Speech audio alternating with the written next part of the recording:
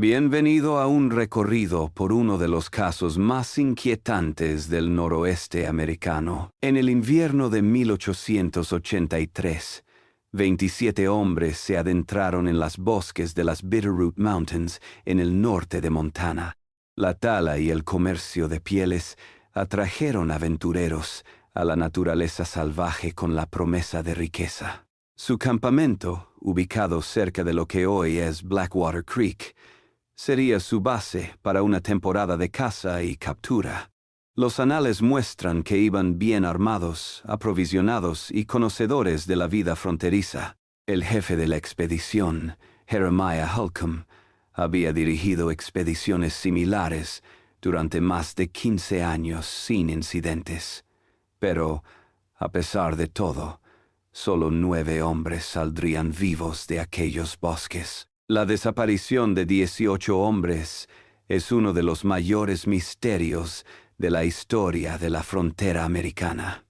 Nunca se encontraron cuerpos, nunca se dio una explicación. Los 9 sobrevivientes se negaron a hablar de lo que sucedió en aquellos 3 meses que estuvieron perdidos en el bosque. Lo que sigue es una reconstrucción de lo sucedido a partir de trozos de diarios, periódicos locales, archivos territoriales y los escasos testimonios que surgieron años después, cuando los supervivientes pensaron que nadie escuchaba. La versión oficial, recogida en el Montana Territorial Register del 17 de abril de 1883, achacó las pérdidas al rigor del invierno y a posibles enfrentamientos con tribus nativas. Pero los registros meteorológicos de ese invierno muestran temperaturas inusualmente suaves, y los nativos Salish habían estado en términos pacíficos con los tramperos durante décadas. Algo más sucedió en esos bosques, algo que los supervivientes se esforzaron por ocultar.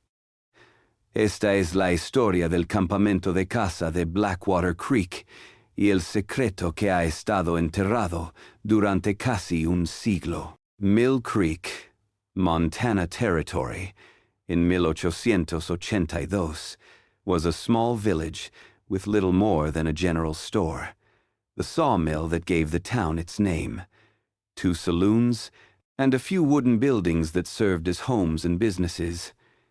Enclavada en un valle rodeado de montañas, era un lugar al que llegaban aventureros en busca de fortuna en madera, pieles y a veces oro. La población del campamento variaba según la época del año.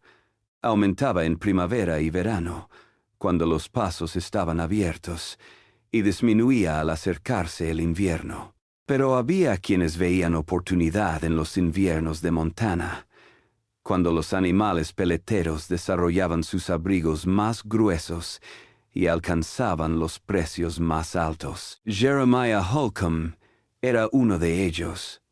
A sus 53 años, había pasado la mayor parte de su vida en los territorios. Nacido en Pennsylvania, había viajado al oeste de joven, trabajando como surveyor, antes de convertirse en organizador de expediciones de caza y trampaje. Para 1882, ya era reconocido en Mill Creek y alrededores. Era un planificador, un disciplinario, un hombre que traía a sus equipos a casa. El Mill Creek Gazette de noviembre de 1882 tiene un anuncio de Holcomb buscando hombres experimentados para una expedición de invierno.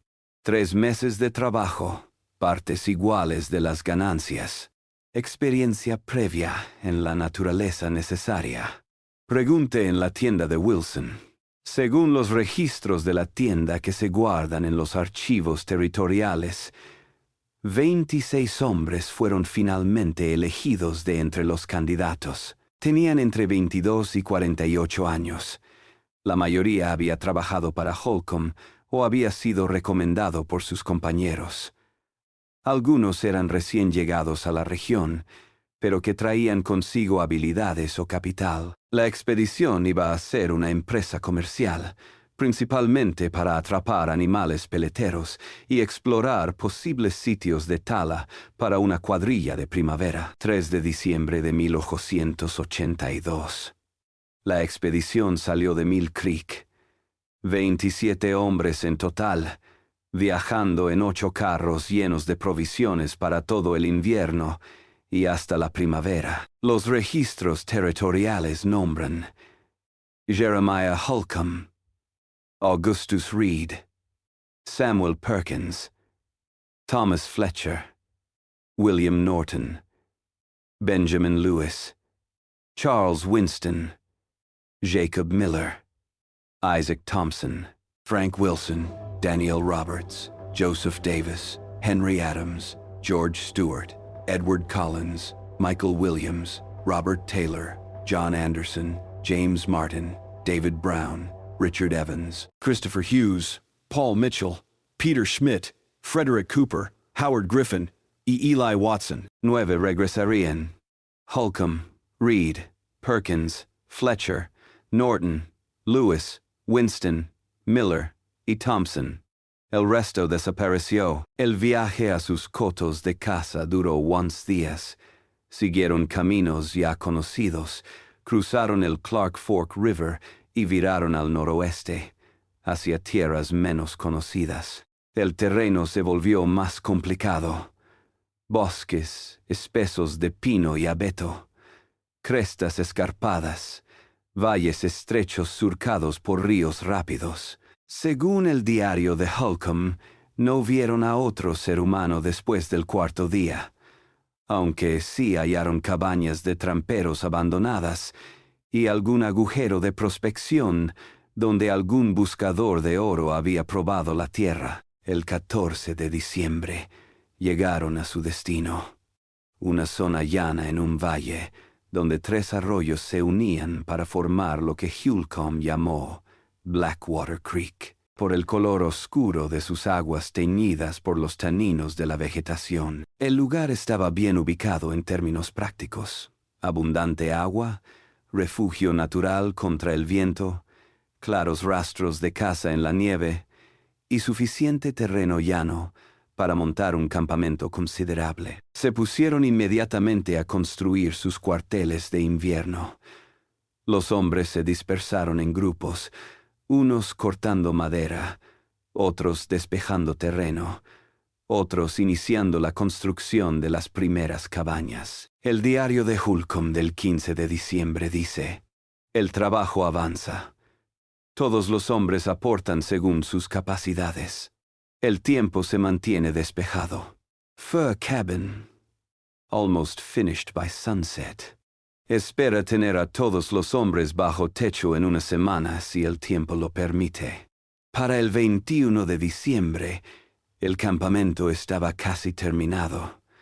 7 cabañas dispuestas en círculo y una estructura central más grande que funcionaría como comedor y sala de reuniones. Una simple empalizada de troncos afilados rodeaba el perímetro, no para protegerse de enemigos humanos, sino para mantener alejados a los grandes depredadores y evitar que los animales de carga se extraviaran. Una práctica común en los campamentos salvajes de la época. Holcomb creó rutinas de inmediato. Los hombres salían de caza, a trampas, a cuidar el campamento y a hacer guardia por turnos. Su diario de este tiempo muestra la mente organizada que lo había hecho famoso en expediciones. Listas detalladas de provisiones, registros diarios de caza, mapas de líneas de trampas que se extendían desde el campamento y anotaciones sobre el clima. Las primeras 5 semanas transcurrieron sin incidentes. Los hombres se acomodaron. Las líneas de trampas se revisaban a diario. Partidas de caza traían venado, alce y ocasionalmente moose para complementar su dieta. Se apilaron pieles de castor, de marta, de zorro y la más preciada de todas, la nutria fluvial que poblaba los arroyos. Las entradas de Holcomb en su diario de este tiempo son rutinarias, hablando de cacerías exitosas, el clima y pequeñas discusiones entre los hombres. El 2 de enero de 1883 escribió: Norton y Schmidt se pelearon por un juego de cartas. Los separó antes de que la situación empeorara. Por lo demás, los ánimos están altos. Líneas de trampas exitosas. Espera el primer envío de pieles para fin de mes. Nada revelaba el horror que pronto envolvería el campamento. Los hombres no estaban solos en este tiempo. Según el diario de Holcomb, se había creado un sistema en el que las pieles acumuladas serían llevadas hasta el puesto de comercio más cercano, 5 días a caballo, para ser trocadas por más provisiones y realizar cualquier comunicación necesaria con Mill Creek. El primero de estos viajes se planeó para fines de enero, y Wilson y Evans fueron nombrados mensajeros. Nunca llegaron allí. 21 de enero de 1883. La primera anomalía en el registro. Holcomb's journal entry for this day reads: Reed reports strange sightings along the northern ridge. Dice haber encontrado campamento abandonado, sin rastro de ocupantes. Marcas extrañas en los árboles de los alrededores. Mañana reviso si el tiempo lo permite. El diario del día siguiente es lacónico. El tiempo no permitió reconocer. Reed se movió. Dice haber escuchado voces en el bosque mientras hacía guardia por la noche. Probablemente cansado. Le he impuesto 3 días de arresto en campamento. 3 días después, Holcomb anota: Reed sigue hablando de voces en el bosque. Ahora dice que lo llaman por su nombre. Le ha revisado la fiebre u otra enfermedad. Se ve saludable, pero está perturbado. Entre otros hombres que evitaban estar en su presencia. 26 January. First sign that Reed's experiences may not be hallucinations. Stewart and Brown hear strange noises while checking North Trap Line. Lo que susurran, pero nunca lo suficiente para comprender. Ambos hombres de buen carácter y nada fantasiosos. Y ordenado a todos los hombres que patrullen en tríos en lugar de en parejas, hasta que la situación se aclare. La entrada del día siguiente es escalofriante. Schmidt didn't come back from Trapline. Cooper y Mitchell a buscar. No señal por la noche. Seguiré buscando al amanecer. 28 de enero. Cooper y Mitchell descubrieron la última línea de trampas de Schmidt. Trampas intactas, ni rastro de Schmidt. Strange tracks in snow. Possibly bear, but not like any bear sign I've seen. Hombres cada vez más inquietos. 29 de enero. Cooper desaparecido en el conteo de la mañana. Mitchell dice que se perdieron un momento mientras buscaban a Schmidt. Llamó, pero Cooper no respondió. Otra partida de búsqueda, no luck. Camp now 3 men down. He ordenado que todas las trampas se hagan en parejas. Ningún hombre sale solo del campamento. Para el 1 grado de febrero, la escritura de Holcomb muestra creciente inquietud. Hombres oyen ruidos en bosque por la noche. Dicen voces sin palabras. Viento por rocas que hacen eco. Sin embargo, he doblado la guardia nocturna. Se estaba repitiendo un patrón. Los hombres desaparecían en grupos de 1 o 2, sin lucha, sin alarma, generalmente cuando se separaban de sus compañeros por un momento. El efecto en los hombres que quedaban fue devastador. El diario de Holcomb registra cada vez más tensiones, discusiones, insomnio y lo que él llama trastornos nerviosos entre los miembros de la expedición. 3 de febrero. Mitchell a 1 milla del campamento, desorientado. Dice que fue engañado por voces familiares. El chequeo médico no muestra daños físicos, solo agotamiento extremo. Menciona la puerta en la cueva, pero se irrita si se le pregunta. Lo drogué con whisky y laudano. Las cosas empeoraron rápidamente a partir de ahí. Las entradas de Holcomb se vuelven esporádicas, cada vez más perturbadas. Desde el 5 de febrero, Mitchell hallado muerto esta mañana, sin causa aparente. Cuerpo frío, rostro petrificado en terror. Men demand burial outside camp perimeters, despite frozen ground. 4 horas para cavar tumba suficiente. Roberts abrió la oración. La moral está por los suelos. Ese día, Watson, Hughes y Taylor no regresaron de cacería. Griffin y Anderson se ofrecieron para la partida de búsqueda, aprobado a regañadientes en la oscuridad. Ni ellos ni la partida de caza volvieron a medianoche. Camp now down 8 men. Los hombres que quedan se niegan a volver a sus cabinas y permanecen en el salón principal. Han accedido a esto por el bien de la moral. Hay un vacío en el diario entre el 5 y el 18 de febrero, cuando las entradas se reanudan. Se transforman radicalmente en naturaleza y en contenido. La generalmente cuidada letra de Holcomb está temblorosa, apresurada. Ya no anota fechas. A veces solo anota día o noche. Una entrada sin fecha dice: observen desde los árboles, no son lo que parecen. Otros 7 caídos. Fueron por agua. El arroyo está a solo 200 yardas del campamento. No hubo lucha, no hubo gritos.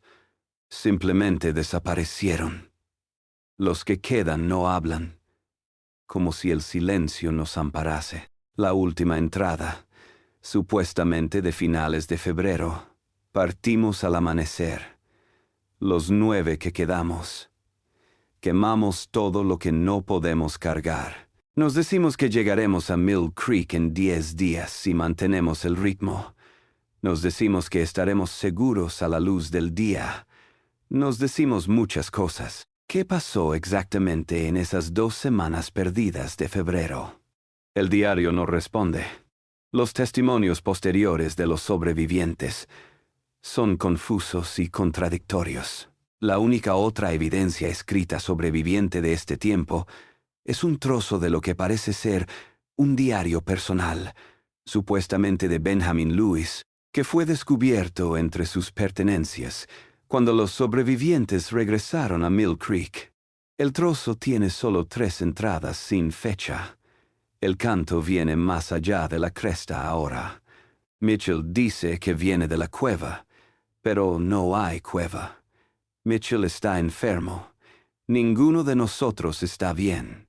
Reed says they're getting closer. Dice que llevan las caras de nuestros amigos desaparecidos como máscaras.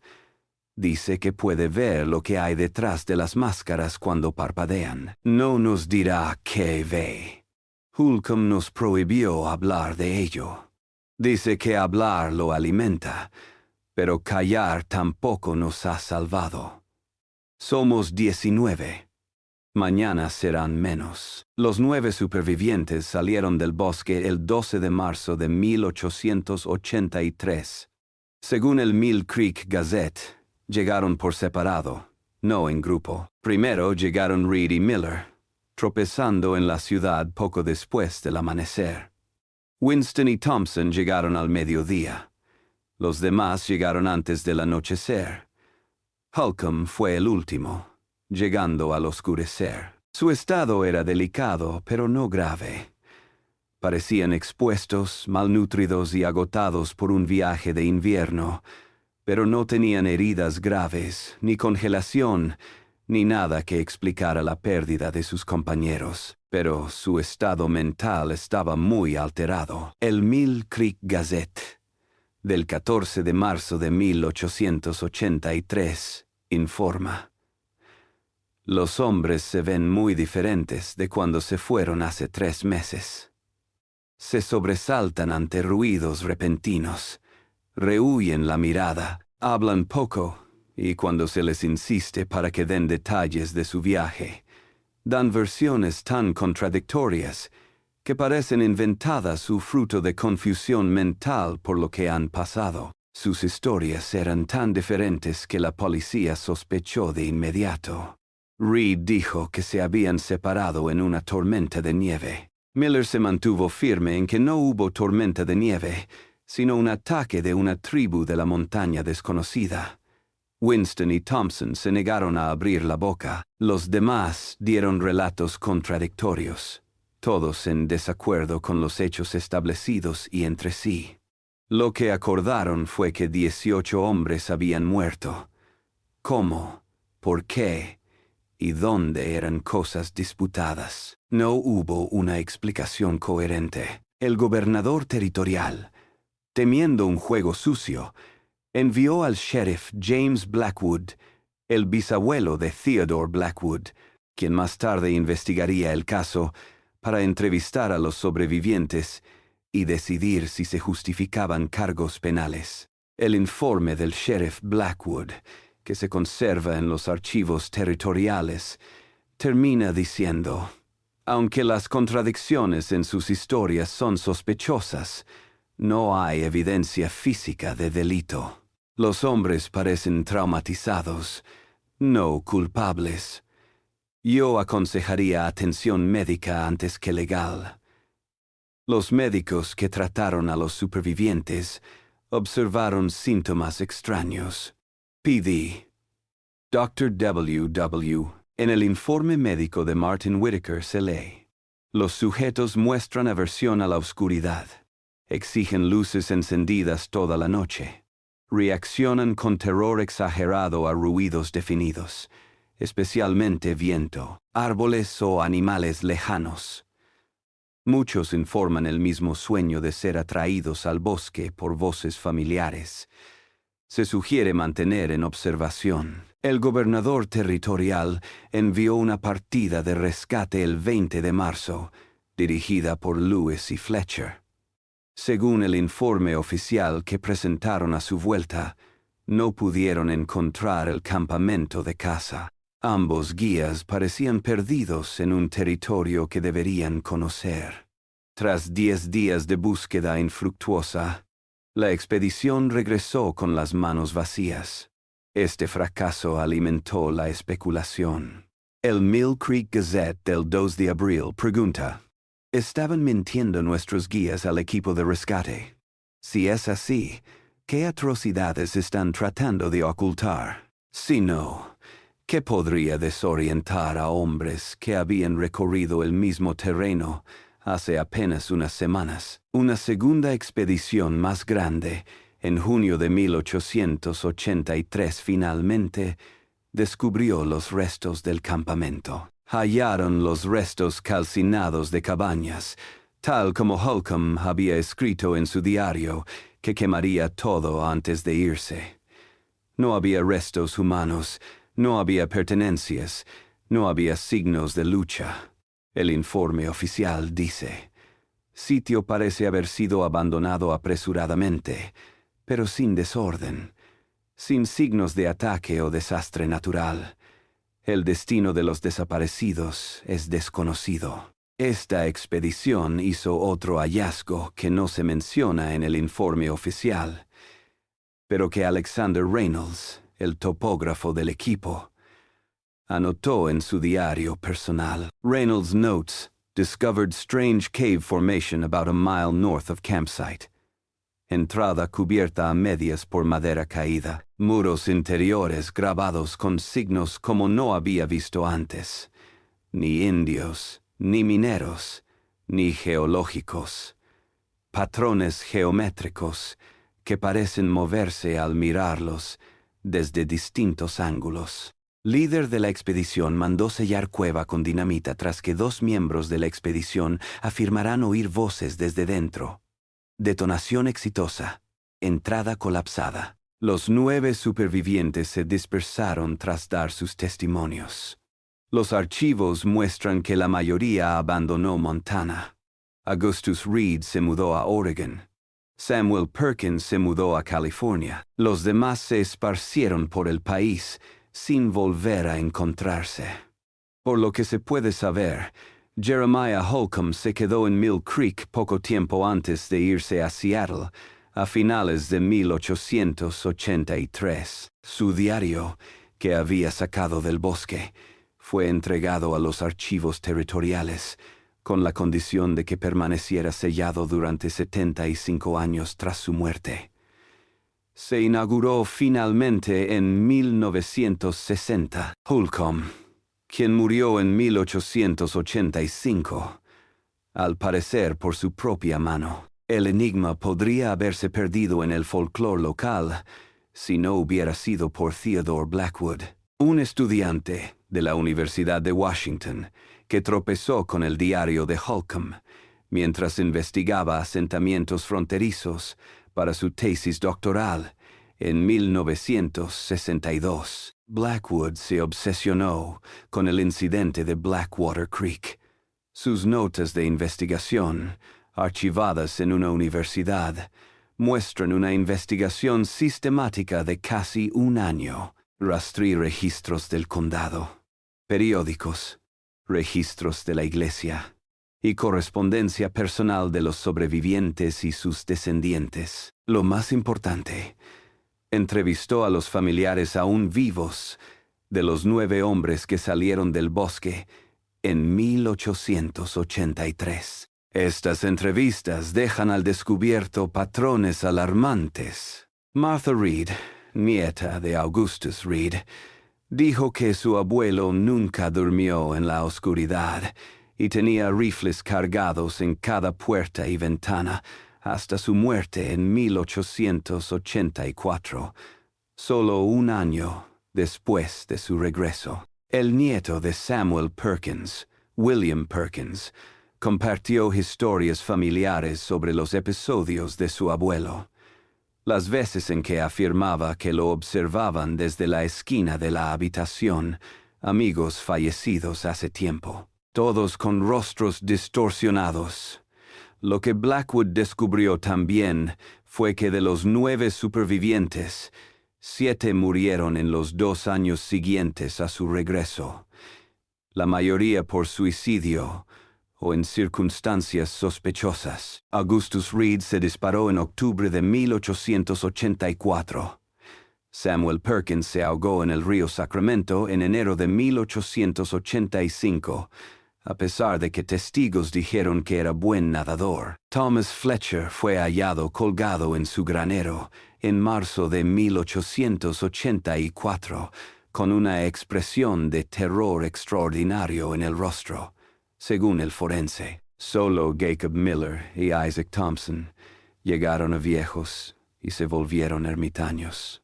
Miller falleció de causas naturales en 1927, a los 76 años. Thompson le sobrevivió a todos, muriendo en 1931, a los 82 años. En los papeles de Thompson, que su hijo Edward Thompson encontró tras su muerte, Blackwood halló un sobre sellado con la inscripción: «Para ser quemado sin leer en caso de mi muerte». Edward Thompson había guardado el sobre, pero respetó el deseo de su padre de no abrirlo. Se lo entregué cerrado a Blackwood, quien lo convenció de que su valor histórico justificaba violar esta promesa. En ella se encontraba una descripción de lo que Thompson decía que había sucedido en Blackwater Creek. El acta, fechada el 3 de enero de 1930, se abre así: «Soy el último sobreviviente de lo que ocurrió en Blackwater Creek en el invierno de 1883. As death approaches, I find the need to record the truth, though I have spent my life concealing it. Let this account serve as both confession and warning». According to Thompson, the trouble began not with the disappearance of Schmidt, as Holcomb's journal suggests, but several days earlier. Thompson writes, "It was Reed who found the cave, not an abandoned camp as Holcomb recorded. A cave, its entrance half hidden by fallen timber. Inside, Reed discovered peculiar markings carved into the stone walls, not Indian signs, not miners' markings, something older, something none of us recognized. Reed brought others to see his discovery. Thompson continues, 7 of us entered the cave with Reed. Holcomb refused to go, saying he had trapping lines to check. Inside, we found the markings extended deep into the mountain. Fletcher, who had some schooling, said they resembled no language he knew, but had a mathematical precision to them. Roberts noticed they seemed to change when viewed from different angles, as if shifting under our gaze. Thompson describes how they discovered a chamber deep within the cave system. The walls opened into a space larger than our mess hall. At its center stood what Roberts called a door frame with no door. A perfect rectangle of stone standing unsupported on the cave floor. Beyond it, only the far wall of the chamber was visible. Yet, something about that frame made us uneasy. The air around it seemed to waver, like heat rising from summer rocks. What happened next, according to Thompson, defies rational explanation. Schmidt was closest to the frame. He reached toward it, not touching, merely pointing. He felt a cold draft coming through. Then he stepped forward as if to pass around the frame. Instead, he passed through it. One moment visible, the next gone. No sound, no flash of light, simply gone, as if he'd never been. Panic ensued. The men fled the cave, returning to camp. They told Holcomb and the others what they'd witnessed. Most dismissed it as a prank or hysteria.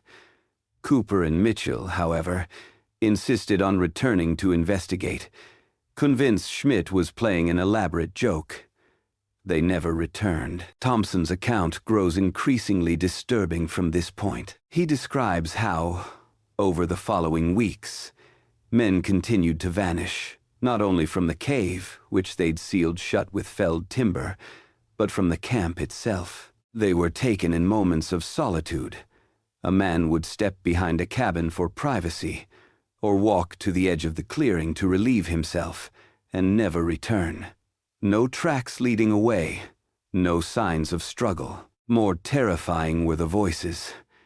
Thompson writes, "We began to hear them after the first week, familiar voices calling from the forest. Schmidt's voice, Cooper's voice.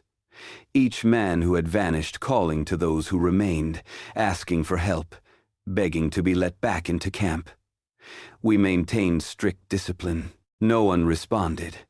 No one ventured out after dark. But each night, the voices drew closer. Each night they sounded less human. Most disturbing of all was Thompson's description of what they began to see at the forest's edge. They looked like our missing companions, standing just beyond the firelight, but wrong somehow. Their proportions subtly altered, their movements too fluid or too rigid, their faces expressionless, even when calling out in apparent distress. And their eyes, when the firelight caught their eyes, they reflected back not red as an animal's might, but a deep, impenetrable black. By February, according to Thompson, the survivors had split into factions. One group, led by Winston, advocated abandoning the camp immediately. Another, under Roberts, insisted they must find and recover their missing companions. Holcomb maintained they should wait for better weather before attempting the journey back to civilization. The breaking point came when Roberts and his faction ventured into the forest one morning, armed and determined to locate the missing men. They were Kint's when they left camp. Thompson writes, "By nightfall, none had returned. We heard their screams throughout the afternoon, distant at first, then closer, then abruptly silenced. When darkness fell, 17 figures stood at the forest's edge. Our missing companions, Roberts among them, all standing motionless, watching the camp, all wearing the same empty expression. The 9 who ultimately survived made their escape the following morning. They left in haste, taking minimal supplies, abandoning much of their equipment. Thompson's account becomes fragmented here, describing a desperate Day journey through the forest. No viajamos juntos, escribe. Esa fue nuestra salvación. Nos dispersamos, cada uno a su aire, guiándose por el sol y las estrellas para mantener el rumbo sureste hacia Mill Creek. De día el bosque era solo un bosque. Por la noche, Thompson nunca dice lo que los persiguió. Solo escribe: no se han ido, nunca se van. Han entrado y ahora caminan entre nosotros. Parecen hombres, pero no son hombres. Y están extendiéndose. El escrito finaliza con una advertencia enigmática. Si encuentras a un hombre que no proyecta sombra al mediodía, que no parpadea al viento, que pronuncia tu nombre como si estuviera descubriendo el sabor de la palabra, huye. No mires hacia atrás. No contestes cuando te llame. Lo que lleva puesto no es un nombre. Theodore Blackwood came to believe Thompson's story, though warped by trauma and time, held grains of truth. Sus notas de investigación revelan una creciente obsesión por confirmar pequeños detalles. Revisé mapas geológicos para verificar si hay cuevas en la región. He entrevistado a ancianos de la zona sobre folclore anterior al incidente de Blackwater Creek. Y reunió una lista de desapariciones sin resolver en la Bitterroot Range desde la primera exploración europea. Lo más importante, Blackwood trató de localizar a los descendientes de los 18 hombres desaparecidos. No actas de defunción, no testamentos, no menciones en Biblias familiares, en registros de iglesias. Era como si nunca hubieran sido nada más que nombres en la lista de Halcombe's Expedition. El tutor de Blackwood, el profesor Lawrence Merritt, se preocupó por el comportamiento cada vez más errático de su alumno. En una carta al jefe de departamento fechada el 12 de mayo de 1963, Merritt declara: Blackwood ha dejado toda apariencia de objetividad académica. Habla de la batalla de Aguas Negras como si hubiera sido ayer, no hace 80 años. Dice que escucha ruidos fuera de su departamento por la noche. Ahora lleva un revólver y dice que tiene balas de plata, lo cual dudo que sea más que una broma extraña. Le aconsejo que se tome una baja. Antes de que pudiera hacer algo, Blackwood huyó de Seattle a Montana. Su última comunicación fue una postal a Merritt fechada el 7 de junio de 1963. Salgo mañana para Bitterroot Range. Tener coordenadas del campamento. Verificará la historia de Thompson de primera mano. Si no regreso el 1 de julio, avise a la policía del condado de Missoula. Los registros de la universidad show que Blackwood left Seattle on June 8th, 1963. Nunca regresó. Un equipo de búsqueda encontró su campamento abandonado 3 semanas después. Sus notas de investigación, incluido el relato de Thompson, fueron recuperadas. Nunca se encontró a Blackwood. El Departamento de Historia de la Universidad de Washington cerró formalmente el caso de Blackwood en septiembre de 1963, catalogándolo como desaparecido, presuntamente muerto en un accidente en la naturaleza.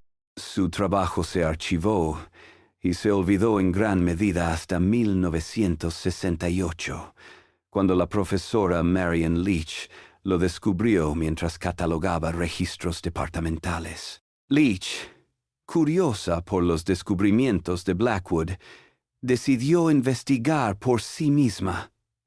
Ella nunca fue al campo. Más bien, investigó archivos históricos y entrevistó a personas que vivían en Bitterroot. Su investigación reveló un macabro patrón. El área alrededor de Blackwater Creek había sido testigo de desapariciones desde los primeros exploradores europeos. French trappers in the 1822 called it La foret qui prend the forest that takes.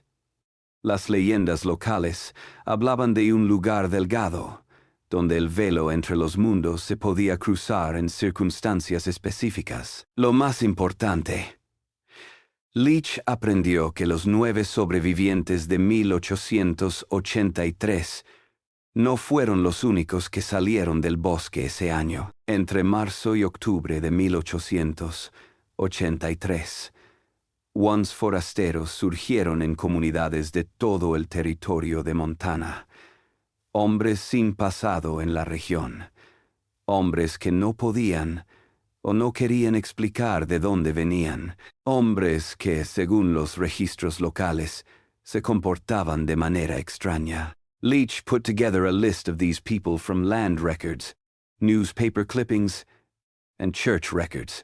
Entre ellos, John Smith, nombre probablemente falso, que llegó a Helena en abril de 1883, y que la policía describió como alguien que hablaba en un tono plano y se quedaba de pie inmóvil durante horas. Detenido por vagancia, pero escapó de la custodia.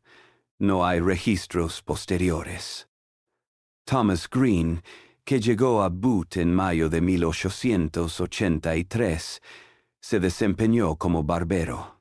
Los clientes dijeron que casi no parpadeaba y solo respiraba cuando hablaba. Tienda abandonada en octubre de 1883. No hay más información. William Jones, que aceptó un puesto de maestro de escuela en un pequeño pueblo cerca de la actual Missoula, en septiembre de 1883. Los registros escolares señalan su extraña quietud y su costumbre de observar a los niños sin decir una palabra. Desapareció tras que los padres se quejaran de pesadillas de los niños. No hay registros posteriores. El patrón era siempre el mismo. Hombres que aparecían de la nada, se integraban brevemente en las comunidades y desaparecían sin dejar rastro. Leach identified similar cases in nearby territories and states in the years that followed, indicating a gradual spread from the initial location. La investigación de Leach culminó con una monografía titulada Echoes from Blackwater, Displacement and Identity in Frontier Disaster. La universidad se negó a publicar su trabajo por razones metodológicas. Leach renunció a su cargo en 1969. Su paradero es desconocido. La última carta en el archivo de la Universidad de Washington sobre el incidente de Blackwater Creek es una carta de Edward Thompson, el hijo del sobreviviente Isaac Thompson, al profesor Leach, fechada en julio de 1969. Dice en parte: su pregunta sobre la historia de mi padre me ha perturbado. Esperaba que el documento permaneciera sin leer, tal como él lo deseaba. Ahora que se conoce lo que alberga en su interior, debo revelar una cosa más. En sus últimos años, mi padre pensó que lo observaban. Puso cerraduras en todas las puertas y ventanas de su casa. Se negó a salir después del anochecer. La noche antes de morir, me llamó a su lado y me dijo: «Me han encontrado. Los que se llevaron a Schmidt y a los demás llevan la cara intacta 50 años. Lo atribuí al delirio de un moribundo. Ahora, después de leer su relato, ya no estoy tan seguro. La semana pasada vi a un hombre parado al otro lado de la calle de mi casa. Se quedó horas observando mi casa. Cuando un vecino se acercó a él, se identificó como Peter Schmidt, uno de los hombres que desaparecieron en 1883. El vecino no le dio importancia, pero yo recordé las historias de mi padre. Me voy del pueblo mañana. Le recomiendo que deje esa línea de investigación. El incidente de Blackwater Creek se ha desvanecido en la memoria colectiva. La zona fue integrada en Bosque Nacional a principios del siglo XX. En los mapas actuales ya no figura como Blackwater Creek. Se desconoce la ubicación exacta del campamento de caza y la cueva que describe Thompson. pero de vez en cuando llegan noticias de la zona que recuerdan al suceso original. En 1922, una partida de reconocimiento maderero de 5 hombres desapareció mientras evaluaba los recursos madereros. En 1947, 3 excursionistas desaparecieron de un sendero señalizado, y su equipo fue hallado ordenado al lado del camino. En 1958, una familia de 4 desapareció mientras acampaban. Su vehículo fue encontrado abandonado con un neumático reventado en un apartadero de Forest Service Road. Los archivos del Servicio Forestal, desde la década de 1940 hasta la de 1960, están llenos de informes de comportamiento extraño de los animales en el área. Pájaros que se callan a mitad de la canción, animales de caza que abandonan sus territorios habituales, depredadores que evitan ciertas zonas. Los rangers destinados al distrito a menudo pedían traslado. Algunos afirmaron oír voces en el bosque al caer la tarde. Estos informes fueron rechazados sistemáticamente como alucinaciones provocadas por el aislamiento y las condiciones laborales. En 1965 se realizó un estudio geológico de la zona, como parte de una evaluación de recursos. El informe del equipo de inspección incluye una nota a pie de página. Propiedades acústicas anómalas detectadas en el sector Giete. El sonido parece resonar en patrones aleatorios, como si hubiera voces donde no las hay. Recomienda que sea estudiado por expertos en acústica. Nunca se hizo tal estudio. Un memorando interno de Estados Unidos de 1967. Oficina Regional del Servicio Forestal cita excavación ilegal en la misma zona. Señal de excavación reciente descubierta por patrulla de guardabosques. Parece un intento de entrada a una cueva. No se otorgan permisos para exploración arqueológica o geológica en esta área. Recomienda intensificar los patrullajes.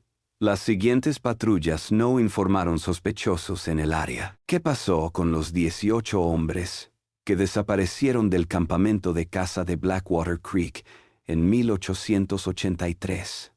La razón oficial: clima extremo. Conflicto potencial con los nativos apenas satisface una mirada superficial. Los sobrevivientes dieron versiones contradictorias, lo que indica un esfuerzo por ocultar la verdad. El relato de Thompson, aunque posiblemente afectado por trauma o locura, coincide con leyendas locales e incidentes posteriores en formas que no pueden ser ignoradas. Tal vez lo más inquietante es la sugerencia en los últimos escritos de Thompson de que lo que encontraron los hombres en el bosque no se quedó allí. Su afirmación de que están llegando implica una amenaza que no se limita a un lugar lejano y salvaje, sino que podría aparecer en cualquier parte. Parecen hombres, pero no son hombres, escribió. Una advertencia, una alucinación, o el registro de una infiltración en curso. Un último documento merece la pena mencionar.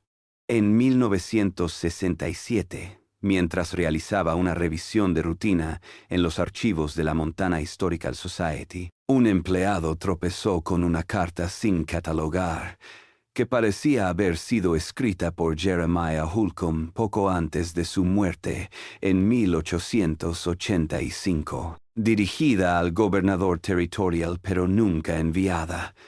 La misiva de un solo párrafo decía: «No escribo para confesar, sino para advertir. Trajimos algo de vuelta con nosotros, no en nuestras manos o en nuestras mochilas, sino en nuestras mentes. Una puerta abierta no puede cerrarse. Me observan mientras escribo. Tienen caras familiares: Schmidt, Cooper, Roberts, el resto. Se quedan en las esquinas de mi vista, observando, esperando. Saben que pronto estaré con ellos. Pero antes de que lo haga, ten en cuenta esto. Ya no están solo en el bosque. Recorren vuestras calles. Se sientan en vuestras iglesias y en vuestros consejos. Pueden llevar las caras de alguien que conociste. No confíes en nada. No confíes en nadie. La puerta está abierta. Siguen entrando. La carta fue archivada, tachada de delirios de un hombre que se desvanecía en la locura. Pero a la luz de lo que Thompson relata y lo que Blackwood y Leach descubrieron, se vuelve más siniestro. En 1968, algo extraño sucedió en Seattle.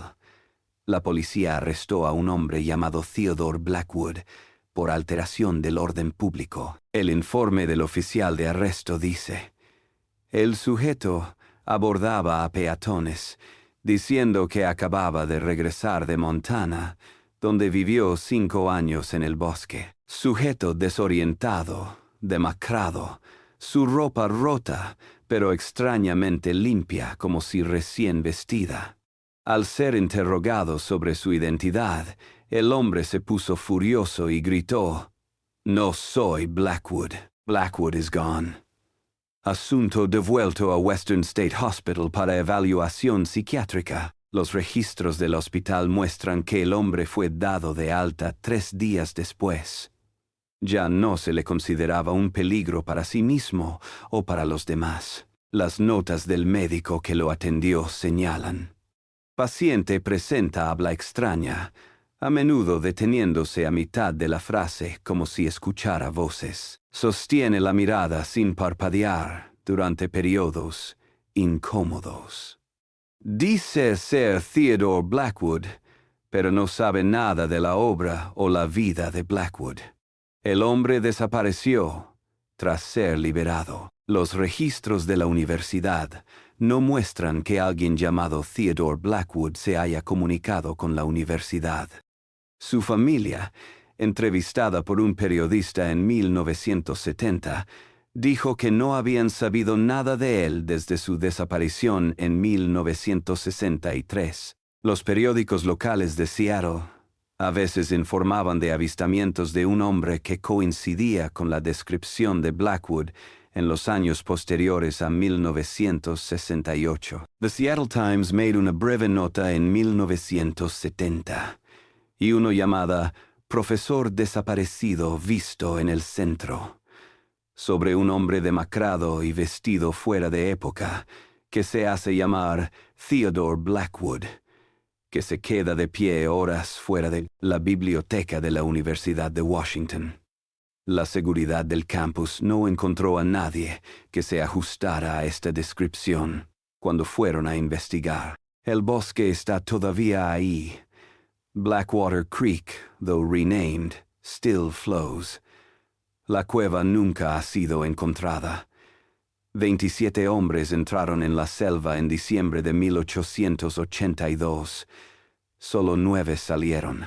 Lo que le sucedió a los otros 18, y lo que podría haber surgido en su lugar, es uno de los mayores misterios sin resolver de la frontera estadounidense. En 1972, el guardabosques David Corbin presentó un informe inusual mientras patrullaba lo que ahora es el Bosque Nacional Lolo, que abarca el supuesto sitio del campamento de Blackwater Creek. El informe habla de encontrarse con un anciano vestido de otra época en un desolado comienzo de sendero. Según Corbin, el hombre se identificó como Peter Schmidt y dijo que estaba esperando a que mis compañeros regresen de sus líneas de trampa. Cuando Corbin le recordó que no se permitía cazar en el Bosque Nacional, el hombre sonrió y dijo: «El bosque tiene sus propias leyes». Cuando Corbin acudió a la radio en busca de ayuda, el tipo desapareció.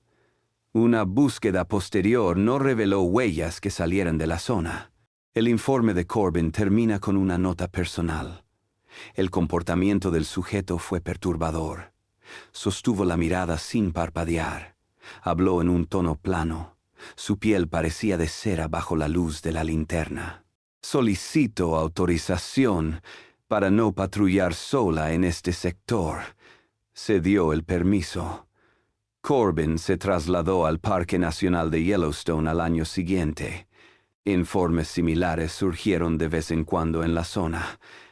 En 1985, una partida de caza informó haber visto hombres inmóviles entre los árboles al anochecer. Los cazadores los describieron como vestidos como antiguos tramperos y observándonos en silencio.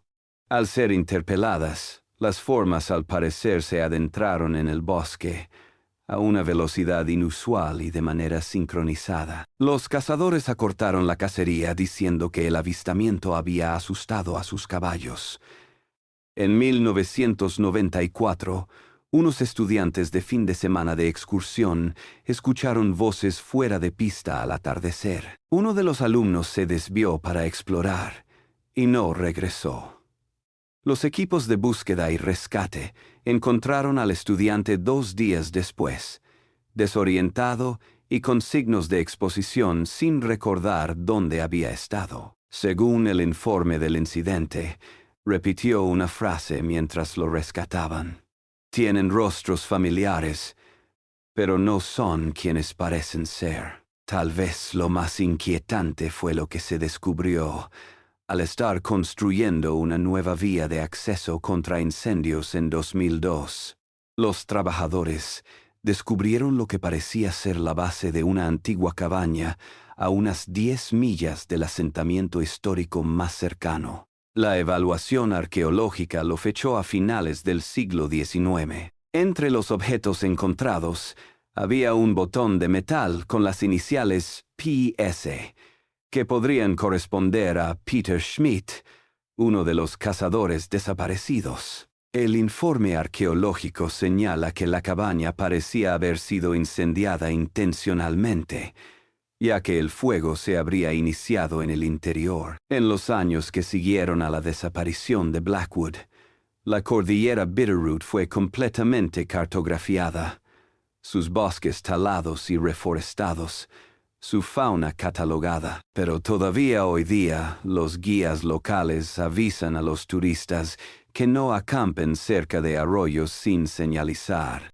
Los empleados del servicio forestal salen del distrito a un ritmo mayor que en otras asignaciones similares. Y a veces, los excursionistas juran oír voces familiares en la maleza, vislumbrar formas entre los árboles que se mueven de una manera casi humana, pero no del todo. En 2013, una cineasta llamada Rachel Carter estaba investigando el incidente de Blackwater Creek para una posible serie sobre crímenes sin resolver del pasado. Sus notas de producción, compartidas con colegas, revelan un proceso cuidadoso. Entrevistas con historiadores locales, investigación en archivos, exploración en el terreno, en el Lolo National Forest. Su último correo electrónico a su productor, del 18 de septiembre de 2013, decía: «Creo que encontré el campamento real de Blackwater. Se ajusta a las descripciones de Halcombe. Planificación final de la Scout mañana con un guía local. Si todo va bien, rodamos la semana que viene». Carter nunca regresó de ese viaje de exploración. Su coche de alquiler fue hallado en el aparcamiento de un sendero, cerrado y sin daños. Falta su cámara. La guía con la que había quedado en verme dijo que nunca llegó.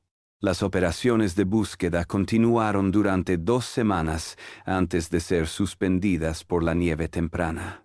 Cuando volvieron en la primavera de 2014, no había rastro de Carter. 3 meses después de la desaparición de Carter, se subió un video extraño a su canal profesional de YouTube. El video, borroso y entrecortado, muestra un bosque oscuro al atardecer. Una voz de mujer, supongo que Carter, narra: «Día 3 de búsqueda en solitario. Creo que lo encontré». Estas bases coinciden con la descripción del diario de Halcombe. La cámara se mueve sobre lo que parecen cimientos de piedra cubiertos de vegetación. La historia continúa. Hay algo más aquí, algo que no está en los mapas.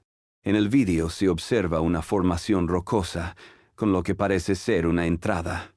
La cámara se acerca, la oscuridad más allá. La voz del narrador se agita. Esta debe ser la cueva que describió Thompson. La entrada debió ser derrumbada en 1883. Pero aquí está. Voy a echar un vistazo rápido dentro. La imagen se oscurece.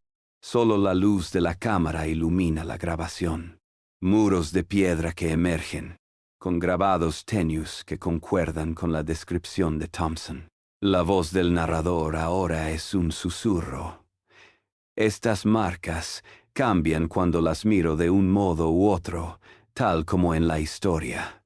La cámara avanza en la cueva. La imagen se sacude de repente, como si quien grabara hubiera tropezado.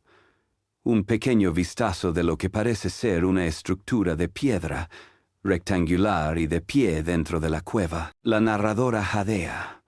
La cámara cae. Solo se ve suelo de roca.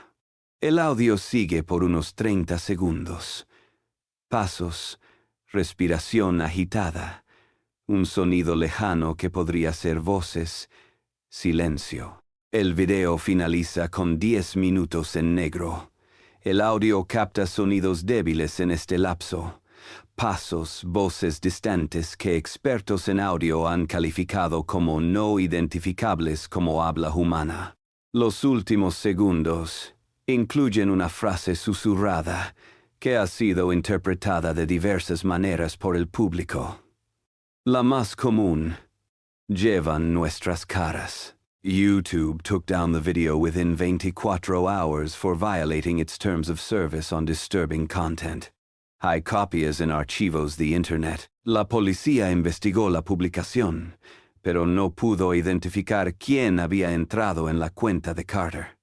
Su caso sigue abierto. Los 9 supervivientes de Blackwater Creek trajeron algo del bosque con ellos, si no pruebas físicas, entonces un secreto que llevaron a la tumba. Si ese secreto era simplemente el trauma de ver a sus compañeros caer ante los peligros del desierto, o algo mucho más oscuro, nunca se sabrá con certeza. Lo que sabemos es esto: 27 hombres entraron al bosque, 9 salieron, y en los años que siguieron, extrañas figuras comenzaron a aparecer en pueblos de toda la región.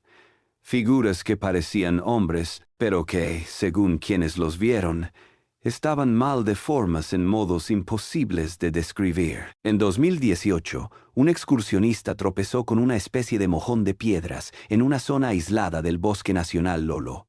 Debajo de la piedra central había una caja de metal muy oxidada, pero aún sellada. En el interior había una nota manuscrita en papel envejecido. La mayor parte del texto estaba borrado por el agua, pero algunas frases eran legibles. Encontré la cueva de nuevo a pesar del derrumbe. Siguen llegando. Llevad nuestras caras, mas no imitad del todo. Debo identificarlos por su quietud, su mirada fija.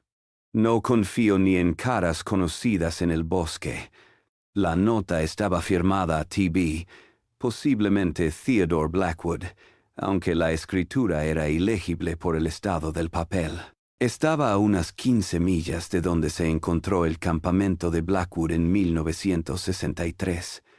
El agente del servicio forestal que inicialmente inspeccionó la nota solicitó una transferencia la semana siguiente.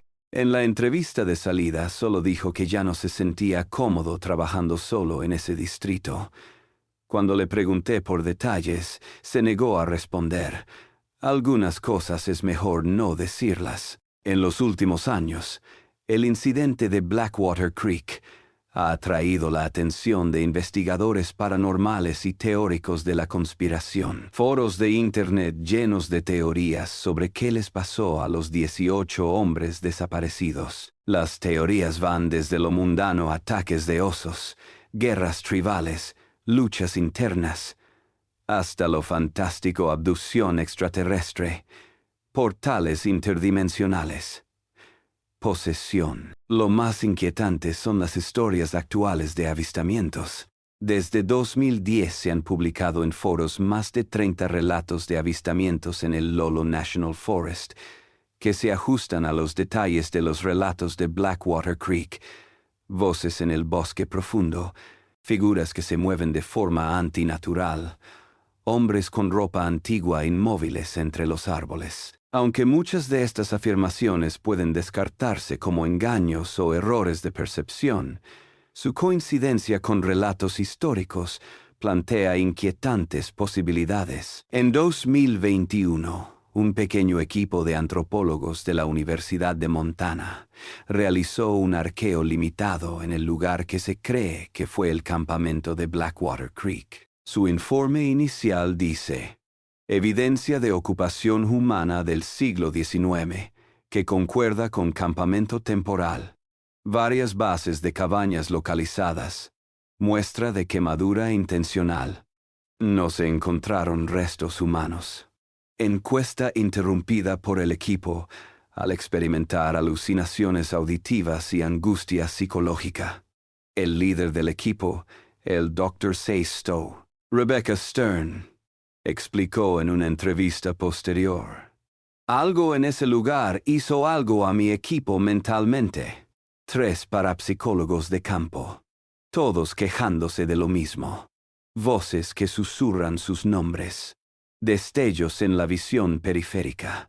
Una sensación de terror inexplicable. He's been digging sites all over North America for 20 years, and has never seen anything like it.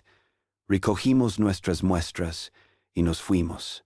Ninguno de nosotros volvería. Las muestras recogidas abarcaron tierra de las cabañas, trozos de madera quemada, óxido de metal y piedra de la entrada de una cueva cercana. Un primer estudio de la piedra de la cueva mostró algo extraño: unos patrones microscópicos que parecían moverse según el ángulo en que se miraran, tal como lo describieron Thompson y Blackwood. Estudios posteriores se abandonaron cuando 2 técnicos de laboratorio informaron dolores de cabeza y alucinaciones auditivas tras una exposición prolongada a las muestras. Todo el material fue sellado y almacenado en la universidad. La solicitud de Stern de una investigación más profunda fue rechazada. La razón oficial fue por falta de fondos. Extraoficialmente, compañeros de trabajo comentaron que la administración universitaria había sido alertada por agencias federales sobre el lugar. Puede que sigan entre nosotros. El bosque guarda sus misterios. La puerta abierta permanece entreabierta, y en algún lugar de los bosques de Bitterroot Range, el eco de lo que sucedió en Blackwater Creek en el invierno de 1883 aún resuena. Una advertencia ignorada, un enigma sin resolver, un horror no atenuado por el tiempo. En 2022, un excursionista informó a los empleados del servicio forestal sobre un encuentro inusual. Mientras descansaba en un arroyo aislado, vio a un hombre vestido de manera antigua de pie en la orilla opuesta. Cuando se le acercó, el hombre se identificó como Jeremiah Holcomb y dijo que estaba esperando a que mis hombres regresen de sus líneas de trampas. El excursionista, ajeno a la historia del nombre, no le dio importancia hasta que comentó el incidente a un guardabosques, quien reconoció el nombre de inmediato. Una inspección posterior de la zona no reveló huellas ni signos de la presencia de otra persona. El informe del guardabosques termina diciendo: posible error de identificación o invención, o bien presenciar persona conocida de la localidad en una recreación histórica. No action required.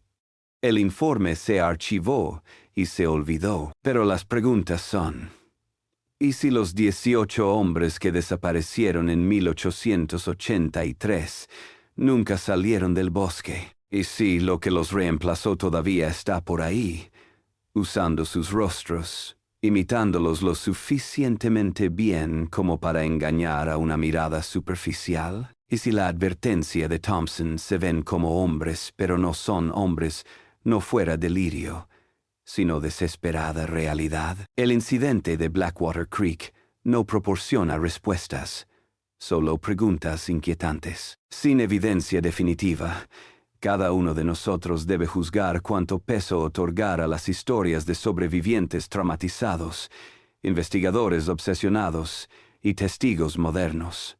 Tal vez la razón sea simple: los efectos psicológicos del aislamiento, la falta de fiabilidad de los registros históricos, la tendencia humana a encontrar patrones y narrativas en la coincidencia.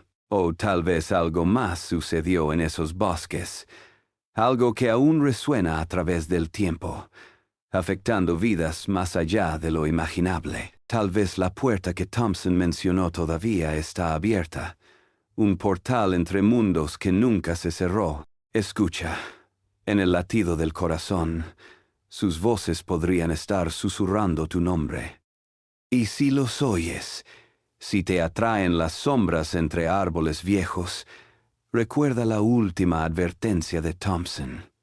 Si ves a un hombre sin sombra al mediodía, que no parpadea al viento, que dice tu nombre como si lo saboreara, corre. No mires hacia atrás, no contestes cuando te llame. Lo que lleva puesto no es su nombre. Para los 27 hombres que se adentraron en la naturaleza de Montana en 1883, lo que comenzó como una expedición de rutina se convirtió en horror. Solo 9 regresaron, cambiados para siempre. Los otros 18 desaparecieron en la historia o en algo más extraño. Su destino es desconocido. Su historia es una nota al pie de página en los anales de la frontera americana. El bosque está todavía ahí. Blackwater Creek, despite the name, still flows.